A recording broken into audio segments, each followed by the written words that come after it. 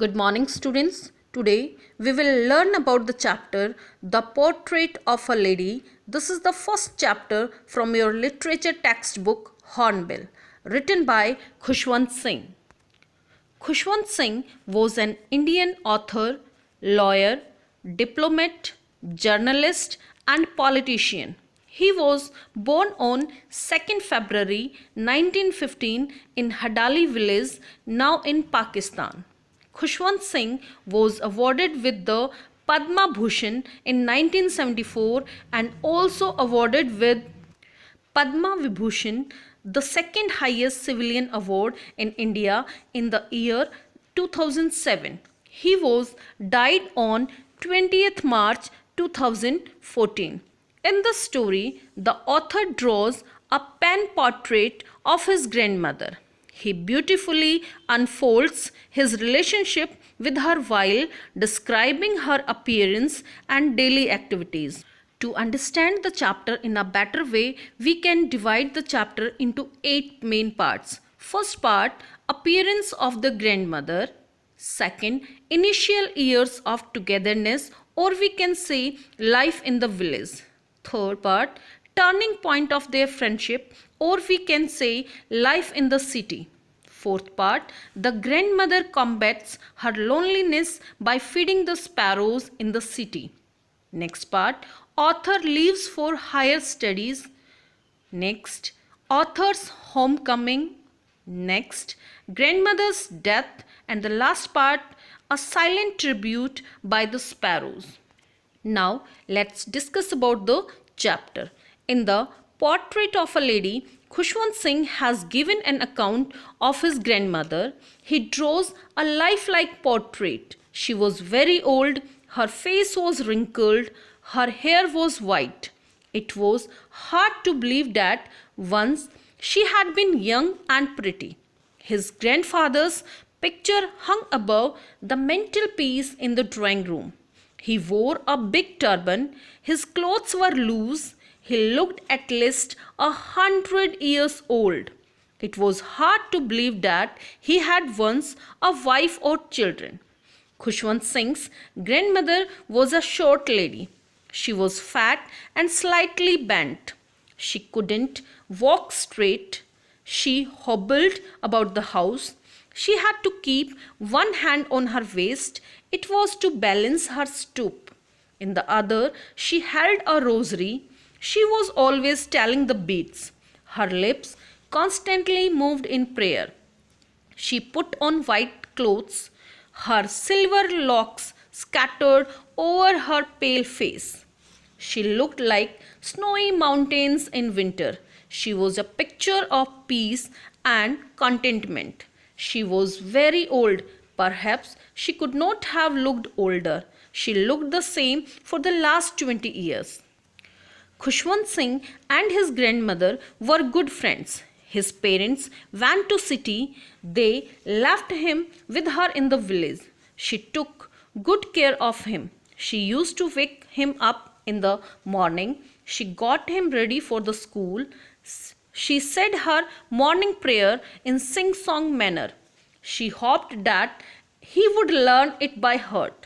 He liked her voice but never bothered to learn it. Then she would fetch his wooden slate. She had already washed it and plastered it with yellow chalk, or we can say multani mitti. She would take an earthen ink pot and a reed pen. She would tie them in a bundle and hand it to him. She would give him a thick stale chapati with little butter and sugar spread on it. It was his breakfast. She carried several stale chapatis with her for the village dogs. In the village, his grandmother always went to school with him.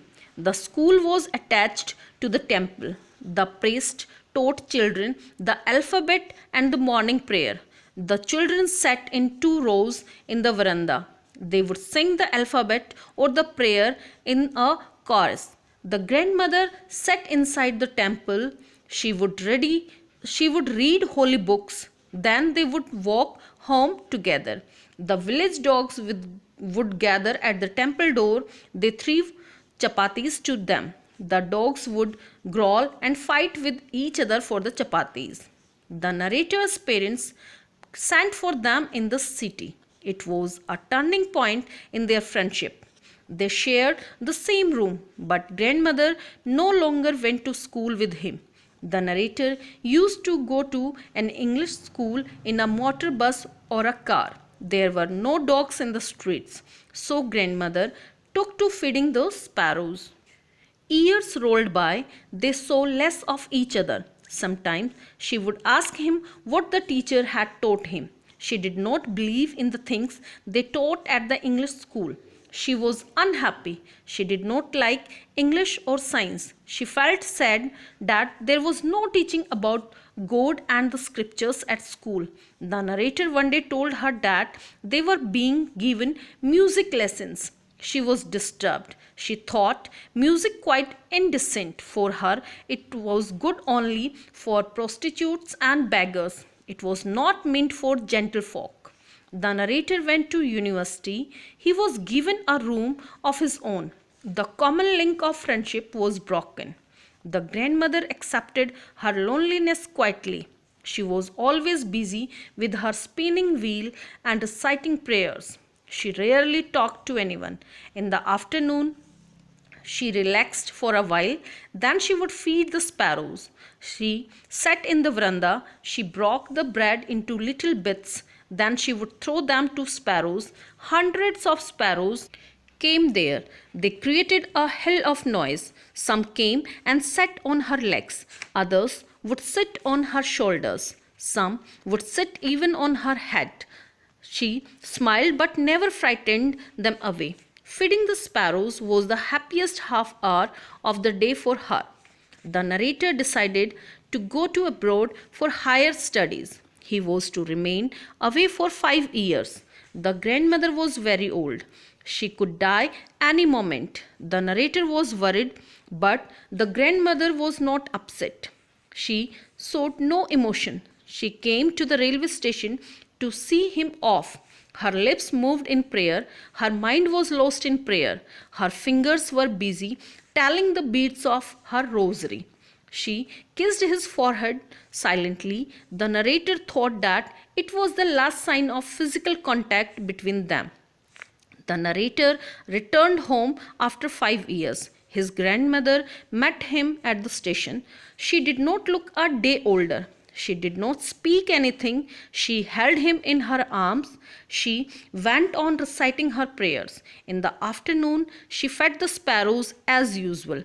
In the evening, a change came over her. She didn't pray. She collected the women of the neighborhood. She got an old drum. She continued thumping the old drum for several hours. She started singing. She sang of the homecoming of warriors. They had to persuade her to stop. She might overstrain herself. It was for the first time that she had forgotten to pray. The next morning, she fell ill. She had a mild fever. She told them that her end was near. She realized that she had forgotten to pray. She didn't want to talk. It would be waste of time. She ignored their requests. She lay peacefully in bed. She was praying and telling beads. Then her lips stopped moving. The rosary fell down from her lifeless fingers. Her face looked pale but peaceful. She was dead. She was laid on the ground. She was covered with a red shawl. Arrangements for her funeral were being made. In the evening, the sun was setting. They brought a wooden stretcher. They stopped halfway in the courtyard. Thousands of sparrows sat near her dead body. They did not cheer up. Everyone felt sorry for the birds. The narrator's mother bought some bread. She broke into little crumbs. She threw these crumbs to the sparrows. The birds took no notice of them. Then they carried her dead body outside. The sparrows flew away quietly. The crumbs of bread still remained lying there in the courtyard. Evidently, the sparrows had come to mourn the death of the grandmother. At last, we can say that she was a nice, kind-hearted and deeply religious lady. Thank you. Have a nice day.